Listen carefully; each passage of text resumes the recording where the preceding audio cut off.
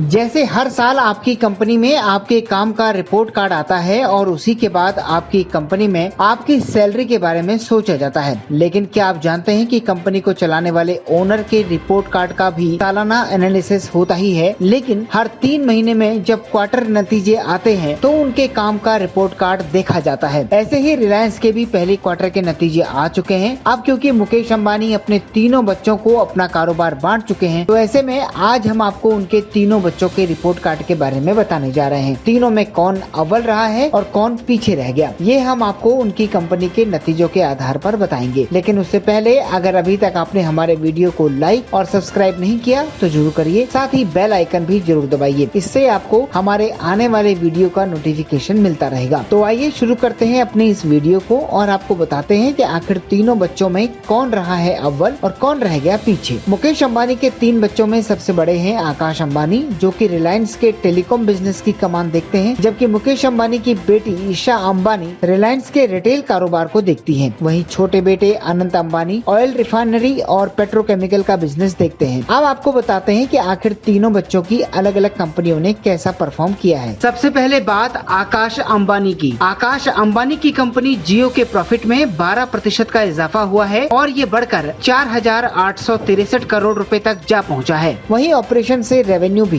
10% बढ़कर 24,042 करोड़ रुपए हो गया है। लेकिन ये उम्मीदों के मुताबिक नहीं है, क्योंकि ये जियो की पिछली तिमाहियों में सबसे सुस्त प्रॉफिट और रेवेन्यू ग्रोथ है। इसकी वजह के पीछे ये कारण रहे हैं कि कंपनी के खर्च में इजाफा हुआ है, जबकि कंपनी ने अपने किसी टैरिफ में इजाफा नहीं किया है। जियो मार्केट शेयर के हिसाब से बाजार की सबसे बड़ी कंपनी है। इसके पास बाजार का 37.9% शेयर है। अप्रैल में कंपनी ने 30 लाख नए सब्सक्राइबर जोड़े हैं। अब बात करते हैं मुकेश अंबानी की बिटिया ईशा अंबानी की। ईशा अंबानी के रिटेल कारोबार का मुनाफा 18.8% बढ़कर 2,448 करोड़ रुपए रहा है। कंपनी की ग्रॉस रेवेन्यू में भी 19% का इजाफा हुआ है और ये 69,948 करोड़ रुपए तक पहुंच गया है। जबकि पिछली तिमाही में अगर इसका आंकड़ा देखें तो ये 58,554 करोड़ रुपए था। रिलायंस रिटेल ने 555 नए स्टोर खोले हैं, जबकि कुल स्टोर की संख्या अब 18,446 तक जा पहुंची है। रिलायंस रिटेल के फुटफॉल में भी इजाफा हुआ है। ये पिछले रिकॉर्ड को तोड़ते हुए